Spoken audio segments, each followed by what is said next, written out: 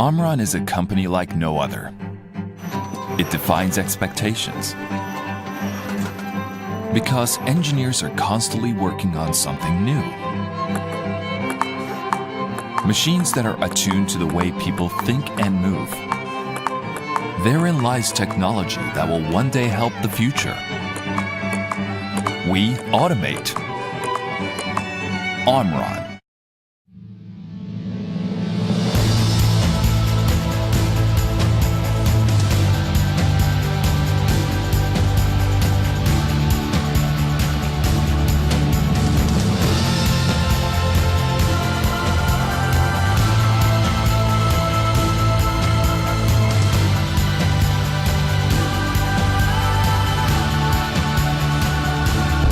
Because we believe cities are about people.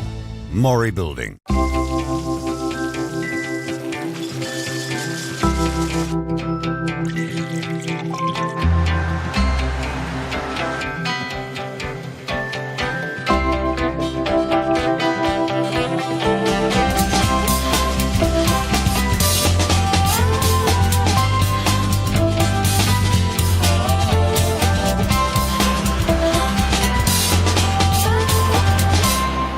Mitsui & Company.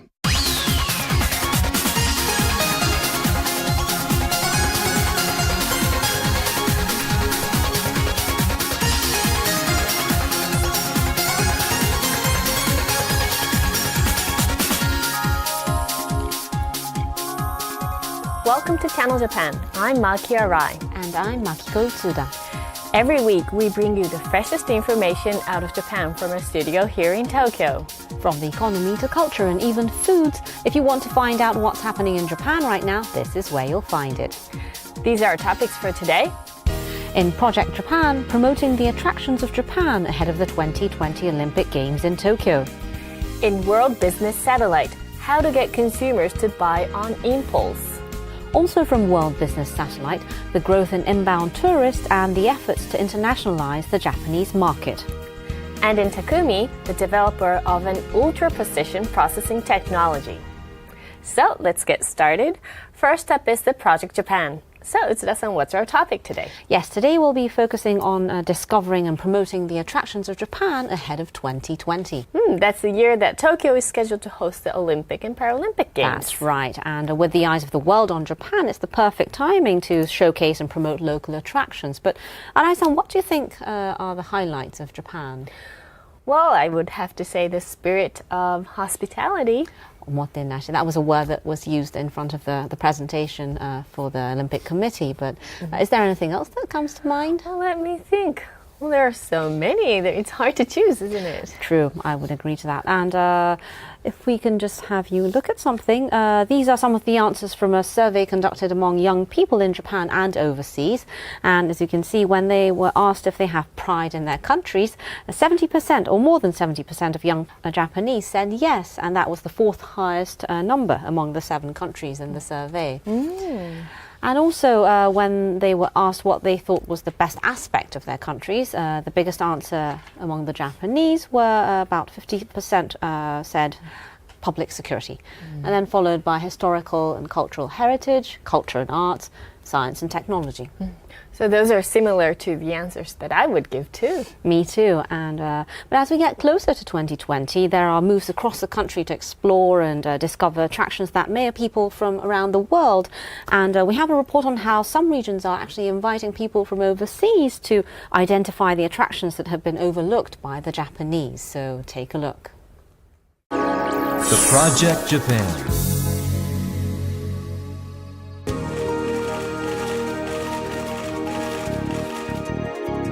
Japan will host the Olympic and Paralympic Games in Tokyo in 2020.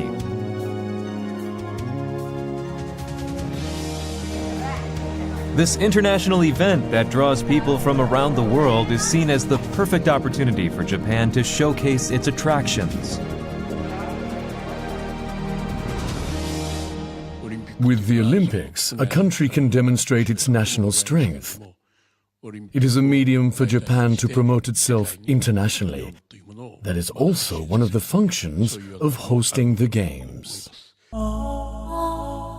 promoting the attractions of Japan around the world. So what are those attractions? Is it simply the concept of omotenashi or hospitality? Are there other aspects of Japan that Japanese themselves have overlooked? Those are the questions being asked as Japan seeks to discover its strengths with the aim of contributing to unity among countries in Asia and around the world. This October, an international symposium was held in Japan with overseas experts in Japanese history and culture asked to identify local attractions unappreciated by the Japanese and to discuss ways to better promote those aspects to a global audience. One of the lecturers was Barak Kushner. Considered a Japan expert, he previously worked in Iwate Prefecture as an assistant English teacher and has been researching Japanese history at the University of Tokyo and Chinese history at universities in China and Taiwan. 世界が日本をどう見ているのかに関する日本人の認識と、現実に日本が世界からどう見られているのかとの間に依然としてかなりの隔たりがあると感じます。日本のメディアが、そして日本人自身が自分たちの将来、日本を議論をする必要があります。方向性はどうであれ、日本人自身による議論を立て、国の在り方が決められるべきです。2020年の東京五輪は、日本をどのような国として世界に示したいのかを考える好機です。日本がどのような価値観や理念を持つ国であり、それをどのように世界と共有したいと考えるのか、このことに関する日本国内の議論がオリンピックに向けて盛んになることを期待します。Mr. Kushner points out the need for national discussions on the essence of being Japanese and of Japan, adding that there are many attractions in the country that its people have overlooked. 可愛いとかそういうようなソフトパワーの方はもちろん重要ですけれども、日本もそれ以外の優れている教育もあります。技術の方とかね、政治の方とか、軍事主義的な国から民主主義的な国に変わっていったような経験から、そういうような何をすればいいか、何を安定している民主制度を導入するような国に歩む道のことを教えてあげると、それは結構なんていうか貢献ができるのではないでしょうかね。Mr. Kushner also says it's possible to see the origin of the attractions of Japanese culture in ramen, a staple of Japanese food culture. And then we're going to go inside and have some tasty ramen.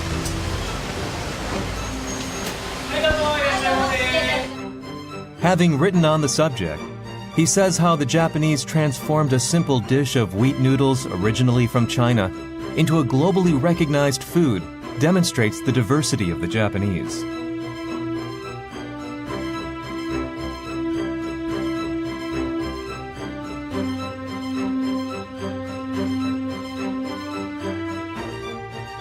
There are a variety of tastes to ramen, including soy sauce, miso, and salt flavors.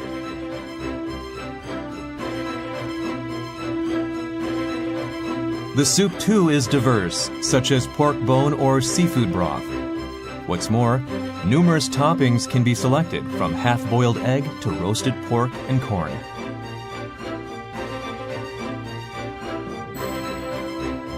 While they're all called ramen, the styles vary by shop and region. Mr. Kushner says the flexibility and diversity behind the development of various types of ramen are the essence of the attraction and strength of the Japanese.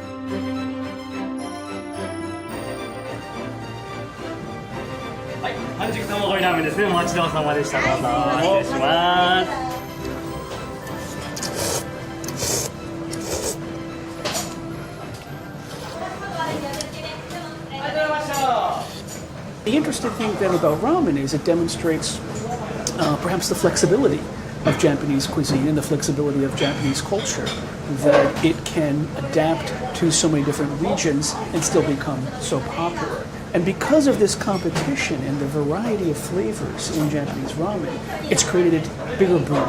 And I think it's one of the reasons we're starting to see ramen in London, in Paris, and in New York, because even though it's a somewhat hybrid and it grew up in Japan, like many Japanese ideas or products, it can also adapt to overseas. It can also adapt to things outside of Japan, and that's why you're seeing an international ramen boom now.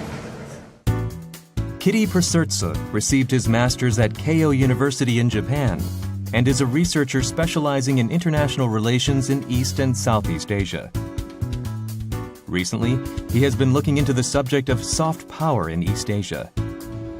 日本はイノベーション、特にイノベーションというのは製品自体のイノベーションだけじゃなくてライフイノベーションと言いたいですね。というのは生活の面ではどういうふうに楽になるか、健康的で人生の生活を送るためにはどんな製品がいいのか、日本の会社、日本企業はいつも考えてくれます。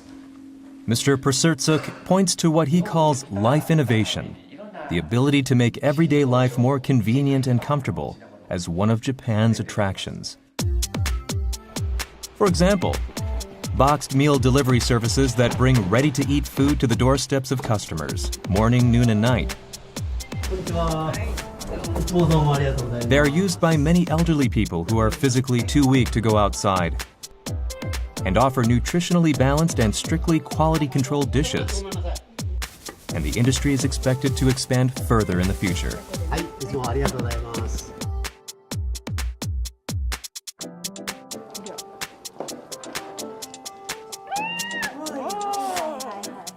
Another example is Paro, a therapy robot that responds to speech and expresses emotion with contact. This communication-enabled animal-shaped robot has been adopted by elderly care facilities as one way to prevent memory loss, forgetfulness, and dementia of residents, as well as for its therapeutic effects. Services and technologies for daily life that were developed under the Japanese concept of hospitality to deliver convenience and comfort. They are what Mr. Presertsuk calls life innovation. And at a panel discussion held after the symposium, I've mentioned that one of the biggest strengths of Japan is the pursuit of innovation. New innovations don't necessarily happen within a single country.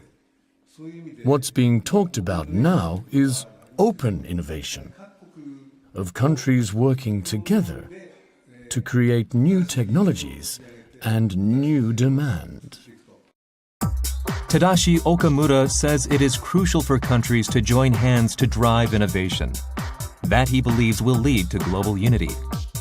もう一つ重要なのは経験ですね。日本の経験、特に社会変革の経験です。特にアジア諸国にとっては日本の道歩んできています。日本で発生したこと、日本で発生した問題、今アジアの国々でも発生しています。例えば Mr. Presertsuk says the experience of Japan in adapting to social changes is another strength of the country. During the panel discussion, several participants also pointed out that Japan's efforts to deal with its aging society will become a model for other Asian countries to follow in the future. Directly addressing the issue of an aging and shrinking population and working towards effective policies to overcome the obstacles. This is one of the things that Japan wants to show the world. A rapidly aging population is an issue that many countries in Asia have in common. So Japan should demonstrate how to move forward. By providing an effective model, Japan can make a significant contribution.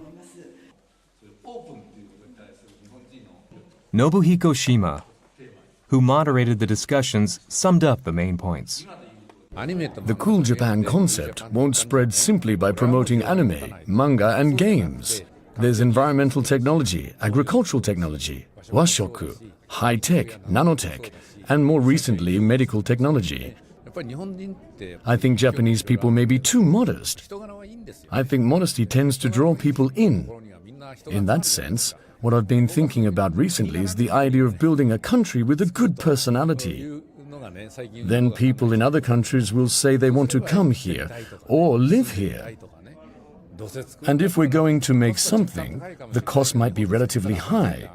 But we should make things that are safe, secure and good. I believe those are the aspects that we should promote to the world.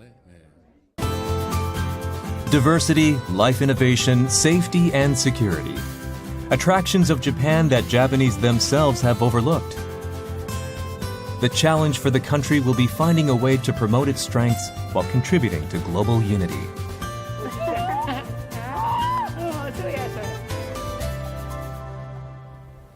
Well, I've always liked the fact that there's such a wide variety of ramen noodles in Japan, but never thought of that as something to promote as an attraction of the country. That's true, and living in Japan like we do, I mean, we have soy sauce, miso and salt-based ramen, and we probably just take them for granted. But when you actually think about it, there is a surprising number of varieties in toppings and styles, and there's even a dipping style ramen now. Well, I'm sure there are still lots of attractions in Japan that we haven't realized, and that can be shared with people around the world to make their lives more convenient.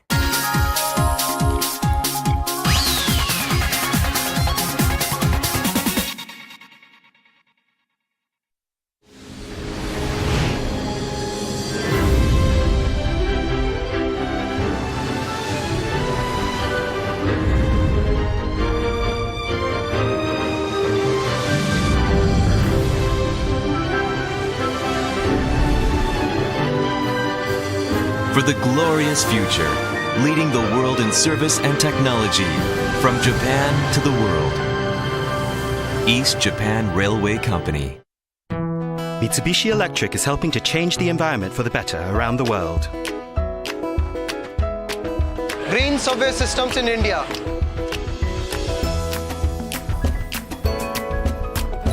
Green solar power systems in Singapore.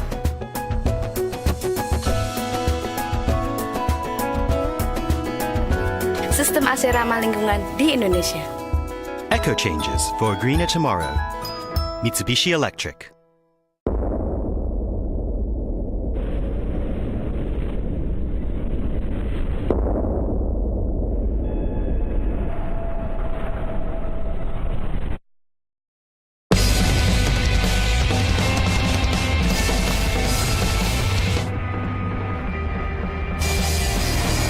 The sport truck. New Mitsubishi Triton.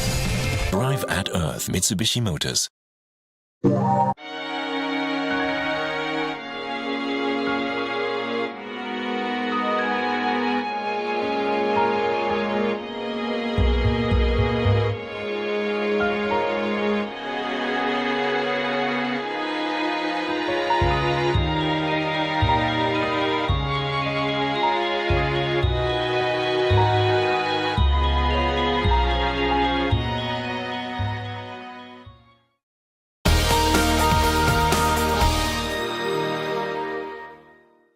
You're watching Channel Japan. Next, we have a report from TV Tokyo's World Business Satellite. So, Uza-san, what's the topic this time?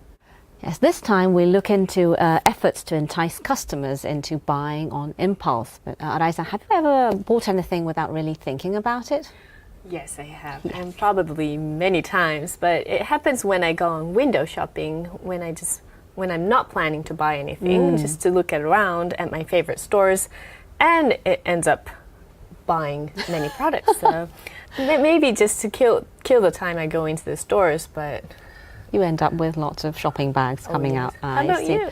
Me, yes, I do that sometimes. It happens. And what about the shopping channels on TV? Do you watch them? Do you buy? Well, actually, maybe I haven't, and maybe because I keep myself away from them. But I know that there are lots of attractive products out there. There certainly are, and shopping channels on TV, plus online retailers are employing various strategies to open up the wallets of consumers. So let's take a look.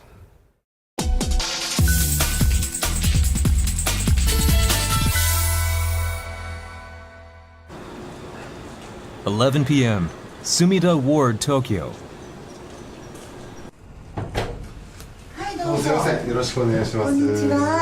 Hello, please come in. Hiroko Yamada, 55. She lives together with her 87-year-old mother.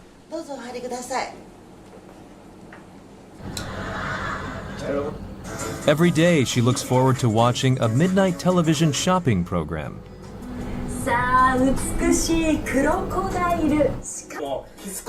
Television shopping channel QVC Japan. It broadcasts live programs 24 hours a day, 365 days a year. As it's TV, she can sit and enjoy shopping together with her elderly mother. Wow, that product is already sold out. It's only been 10 minutes. It's sold out. She shows us some of the items bought through television shopping. This coat was purchased in the middle of summer. I bought it because I was really enjoying the program. This white blouse was also bought on QVC. These shoes as well. I bought all of these on the spur. The headquarters of QVC Japan, the producer of the program that pushed Ms. Yamada to buy on impulse. The company has grown sales for 6 straight years and last year generated $1 billion in revenue. They say the reason is a strategy of targeting women in their 40s to 60s.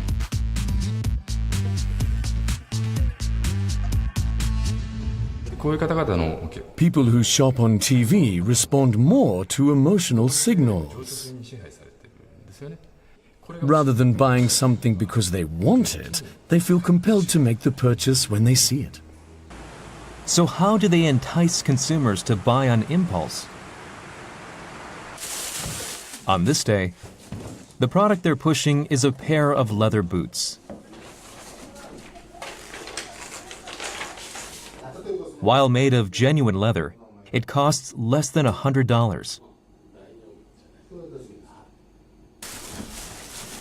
Jun Kobayashi has sold a variety of products on QVC. He says he spent a year preparing this particular item and has set a high sales target for the 1-hour program. I want to sell at least about 5,000 pairs. In addition to the low price, he says he designed the product in various ways to appeal to women in their 40s to 60s, his target customer. The person who will be introducing those boots on air is Akemi Yuasa, the program navigator.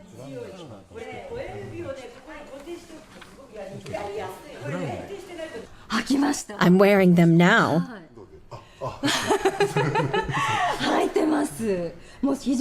It's very basic, and my ankles move extremely well, so you don't feel constricted. Ms. Yuasa says she tries to explain products from the perspective of the consumer. The program is about to begin. 3, 2, 1. Aired between midnight and 1 a.m., the program features products at one-day-only prices.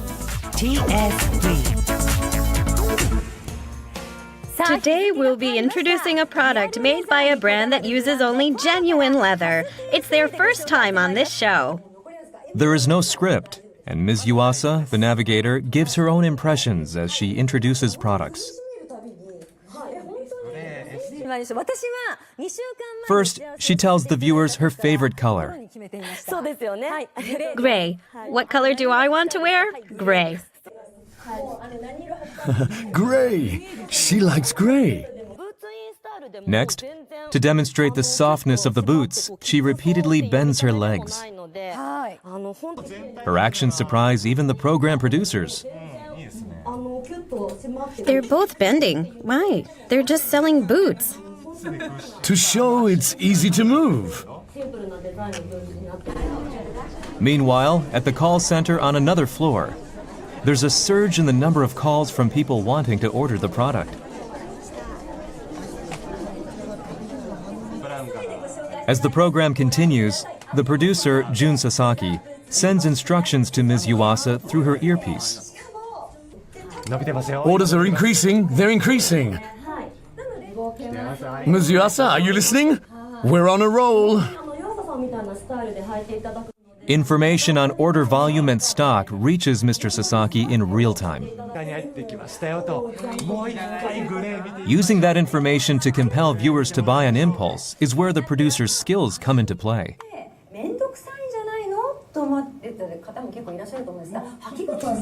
Okay, we're about to top 2,300 pairs. Ms. Yuasa, we're now over 2,300 pairs. It's only been about 10 minutes since we started, but it's a big hit. Next, information on inventory. Ms. Yuasa, some information. Grey in large and extra large. Less than half in stock. You pushed grey. Thank you. I'm so happy. I'm tearing up. Grey is a big hit. Through such stage direction, the 1-hour program manages to sell 7,000 pairs, much more than the target of 5,000. The total value is nearly $700,000. It exceeded our expectations. A big success. The numbers sold, the waiting time for callers. We digest and use all that information with our eyes and ears. It's when all those elements come together that we produce a good show. Another medium attracting interest as a way to get a much younger generation to buy on impulse is the smartphone.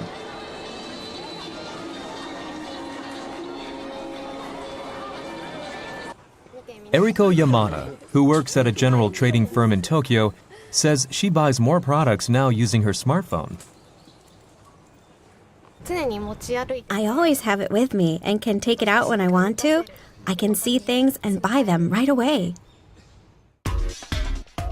One application she uses frequently is Origami. By choosing to follow shops listed on Origami, users can see various products and get other information.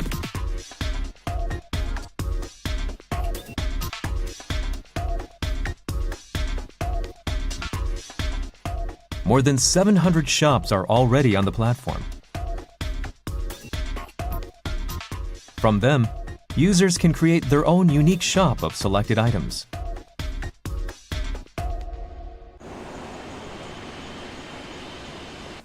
Origami has been growing users primarily among people in their 20s to 30s. The founder is 29-year-old Yoshiki Yasui.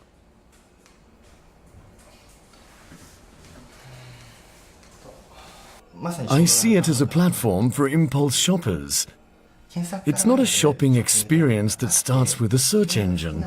We set it up so that you follow your favorite shops and brands, and the information from them is aggregated in one place. Origami's aim is to recreate online the experience of buying on impulse when walking in town or through physical stores.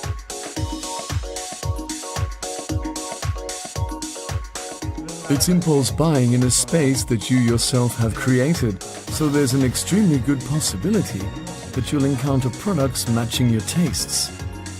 It's a safe form of impulse shopping. As purse strings are pulled tighter, will they be able to get consumers to remember the joy of shopping? That's the challenge that various retailers are tackling now.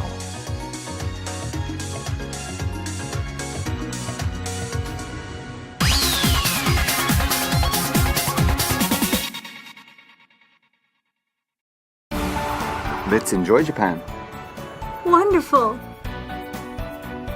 I knew you'd like this. You know me so well. Where to next? Golf. Wonderful. Japanese garden. That's wonderful too. Onsen with a Fujisan view. Wonderful. Let's go then. いらっしゃいませ. Wonderful. Incredible. Smiles ahead. Seibu Group. Tomorrow never ends. with you. With you. When the morning falls, we there so long. Well, I know we'll never For life's greatest moments. Bridgestone. Az én álmaim autója, amit lerajzoltam, egy nagyon környezetvédő autó. Milyen jó lenne, ha sikerülne a megálmodott házamba költöznöm, ahol tudok kísérletezni és állatokat megfigyelni.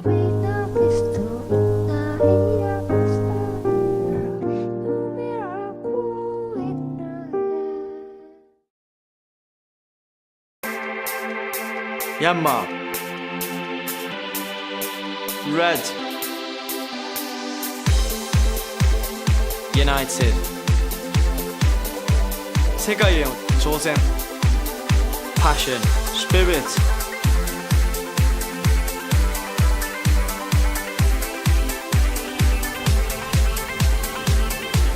次のプレミアムフィールドへ。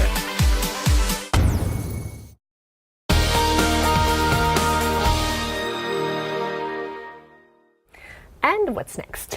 Yes, next is something that's ushering in change in Japanese society. And that is? That is the sharp rise in inbound visitors. Well, we certainly see a lot more visitors from overseas now. They say the number surpassed 10 million in 2013 and is on track to exceed 12 million this year. So what's the reason behind this growth? Well, there are several factors, but one is the easing of visa restrictions for tourists and business travelers from certain countries in Southeast Asia. And the other factor is, of course, the weakening yen. Well, I've also heard that just this past October, they expanded a program for foreign visitors so that they can buy food and drinks, as well as appliances, apparel, and other items without having to pay the regular consumption tax. Yes, that's another really important factor. And various initiatives like that one, introduced by the government, are behind the sharp rise in inbound visitors and their growing moves to make the Japanese market more internationally appealing. So take a look. A confectionery shop in an underground shopping arcade of Tokyo Station. Inside are many non-Japanese customers.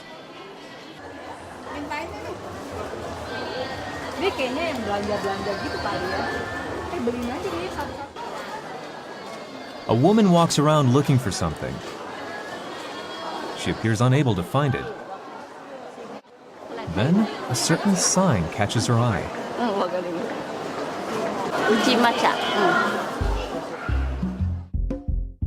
It says Uji green tea in Thai. This woman from Thailand was searching for Uji green tea flavored chocolate sticks called Pocky. She reads the explanation printed in Thai and quickly takes the product to the cashier.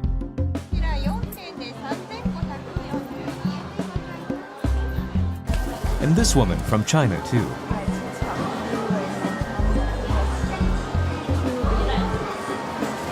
I can read this. Yeah. You understand? Chinese. We started out focusing on Japanese customers, but the number of people from overseas has been growing. So we designed the green tea section with them in mind. One way they cater to people from abroad is the signs. This says Uji green tea in Japanese, English, Chinese, Korean, and Thai.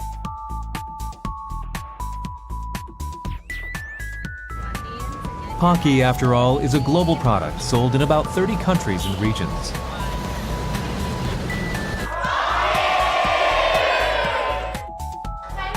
It's said to be a popular snack among children and teenagers in Southeast Asia.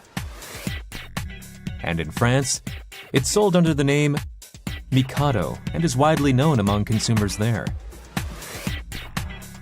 Green tea flavored Pocky is only sold in Japan. For that reason, there's strong demand among travelers from overseas. But the package is printed with only the Japanese characters for green tea. Adding to the confusion is the English word for chocolate on the label. The manufacturer, Ezaki Glico, is a global company, but non-Japanese consumers in the domestic market have been a blind spot. We believe demand from non-Japanese people will continue growing, so they're a segment we can't ignore. Meanwhile, in the tourist town of Kyoto, a certain shop was opened in mid-October. The first sales outlet in Kyoto of makeup brush maker Hakuhodo. Inside the white-colored store, the makeup brushes are displayed much like an art exhibition.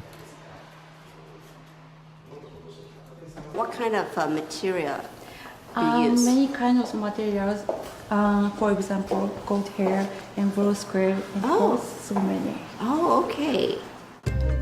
With a big focus on non-Japanese customers, they have several clerks on staff who can speak English.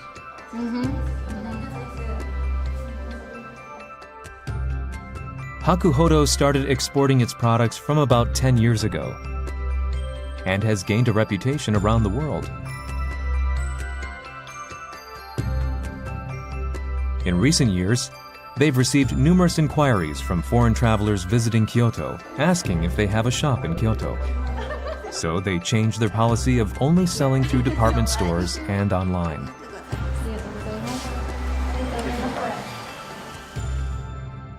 I love Hakuhodo brushes, but it's almost impossible to buy pink ones. It's really cute, so I bought it. The number of foreign travelers to Japan has exceeded 1 million for 7 straight months and is up 26% year to date.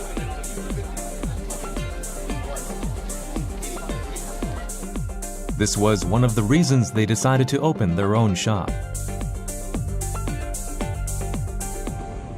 We honestly didn't imagine that the number of foreign customers would increase this sharply. With the growth in overseas tourists and easing of visa restrictions, our non-Japanese clientele have risen 30% compared to last year. This is the company's headquarters in Hiroshima. The factory adjacent to it has been running at full capacity every day. They say the growth in inbound travelers has helped boost sales this year by 19%. We never expected such a big jump. Our main focus has traditionally been on Japanese customers, but we've started making preparations to cater more to non-Japanese clientele. In the spring next year, they plan to build a new factory and are aiming to double production capacity over the next 5 years. With more people visiting Japan from abroad, izakaya pub chains that have traditionally catered to Japanese are also starting to reorient their services. This is the second biggest chain operator, Kolowide. They've launched full-scale efforts to draw in foreign travelers. This is Yasushi Kaneko, who is in charge of developing menus for non-Japanese customers. French fries get the cold shoulder quite often. We've actually seen plates sitting on the tables without anyone touching them. So why don't we try takoyaki? Takoyaki sounds good. French fries won't satisfy customers when they're cold. Kolowide set up a department specializing in services for foreign customers about 2 years ago. The electronic menu lists items in Japanese, English, Chinese, and Korean, with pictures of dishes to make it easy for customers to know what they're ordering.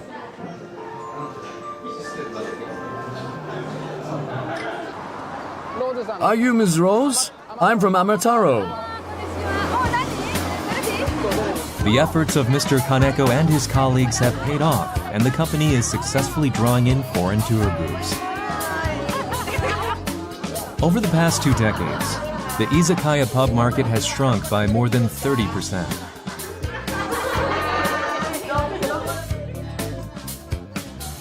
For that reason, the initiatives of Kolowide have caught the attention of rivals in the industry. The all-you-can-eat grilled beef course is priced at about $17 per person. Much lower than typical restaurants. They can't offer pricey domestic beef, but... It's amazingly tasty! Delicious! The Thai customers who just finished their meal appear more than satisfied. This fiscal year, the company is aiming to draw in 200,000 foreign customers, double the figure last year. That responsibility falls on Mr. Kaneko. Immediately after the Thai customers leave, he goes over to the table. We would never think of mixing sashimi spice with soy sauce. What I want to do is to figure out what ingredients we should prepare for our foreign customers. To get customers to come back, they have to provide meticulous services. The sharp rise in overseas visitors is speeding up the globalization of the Japanese market.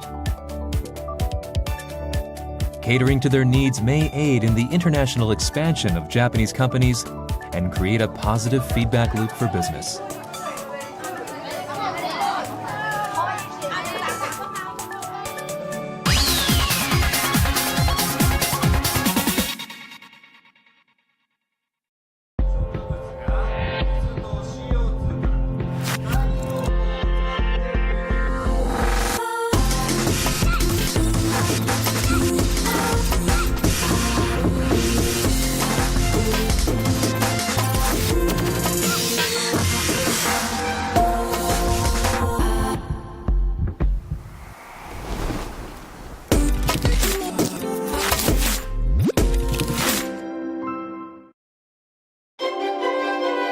Welcome to Tokyo Skytree. This is the grand panoramic view from 450 meters. Here you experience the unforgettable. Look, enjoy, be amazed, and be awestruck. That's what Tokyo Skytree is all about. Japan's latest landmark, Tokyo Skytree. Man, look at all these cars. Hey, have you heard, by the way? The Japanese company Kobelco is working to make the world's cars lighter. So what does that mean? Kobelco is using aluminum and steel technologies to make car parts and bodies lighter around the world. Ah, Japanese technology. The country of karate. Ha! Ha! Ha! Why do we always do that? I don't know. The talk of the world. Kobelco. We do our jobs with sincerity and integrity to make a better living environment for the people and our society. Today's work, tomorrow's heritage. Shimizu Corporation.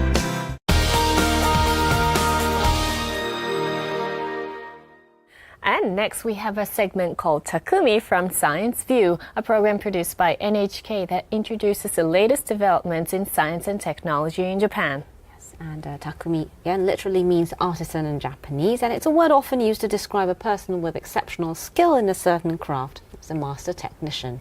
So, who's our Takumi today? Yes, this time a Takumi who developed an ultra-precision processing machine. Well, I know precision processing is a field in which Japan is a world leader. So, in what area is his invention being used?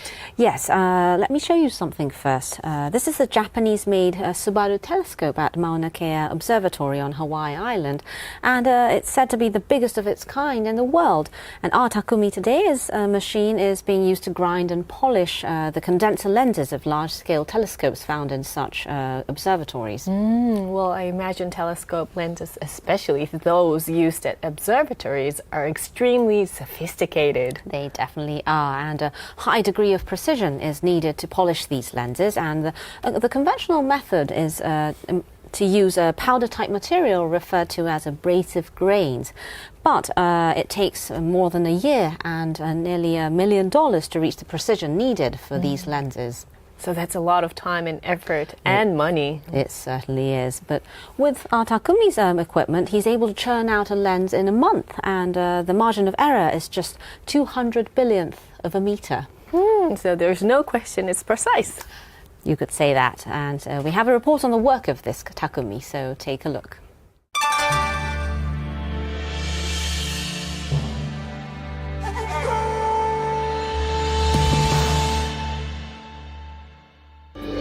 The Japanese Subaru telescope in Hawaii. In 2009, the telescope was equipped with a new observational instrument. An aspheric lens known as a Schmidt corrector plate was installed in this new instrument. This lens adjusts the light gathered by the telescope, and the result is highly accurate data. Hopes are high that this new measuring equipment will shed fresh light on the secrets of the universe.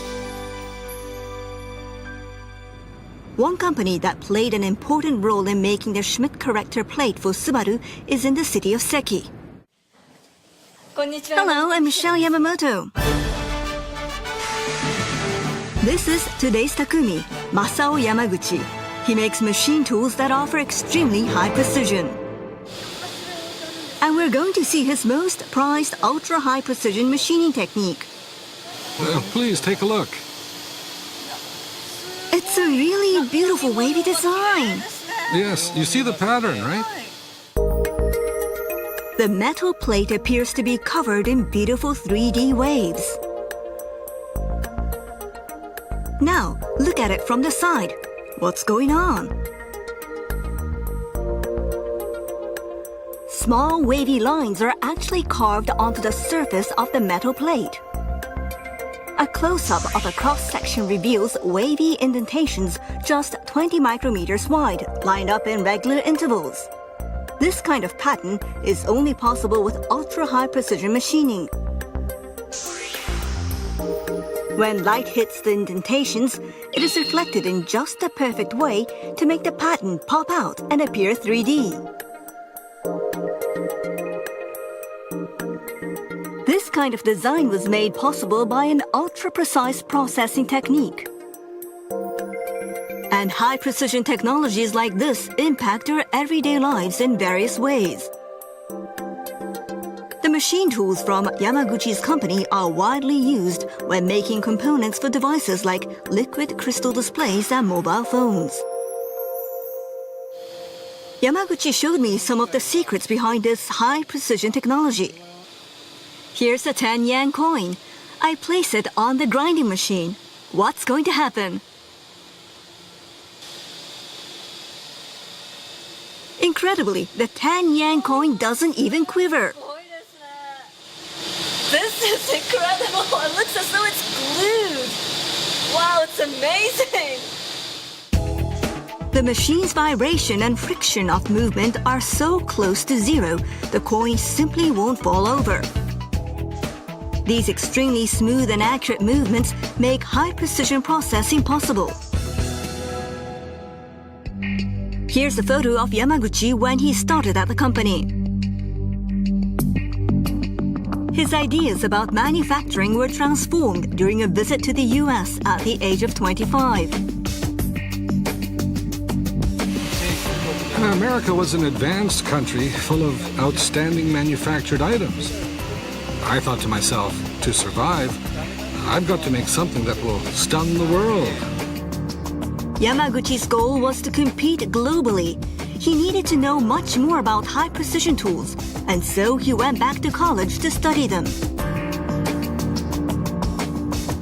His pursuit of greater accuracy continued for 40 years. In 2005, in a sign that his efforts were being recognized, he received a request from a researcher at Kyoto University. Yamaguchi's technology was to be used in a light-adjusting lens in the Subaru telescope. The surface of the lens had to be ground to an accuracy of plus or minus 0.2 micrometers. Up to that point, high-precision lenses had generally been handmade and often took nearly a year to make. But Yamaguchi used his prized machine and finished the job in just a month. You have to know exactly what problem you're solving. Then you build up expertise. Eventually, something that was thought to be impossible will become possible. I want people to know that if you're fascinated by a challenge, you can make something wonderful. And that's a great way to live. Constantly pursuing precision. I guess that drive and effort are finally bearing fruit. It seems to be the case. And Nagase Intergrex, where the Takumi works, used to be just a small workshop, but they've all been driven to be #1 regardless of size, and the knowledge and experience built up over the years was the reason they've been able to come up with something unprecedented. And that brings us to the end of this edition of Channel Japan. We have much more in store for you, so join us again next week.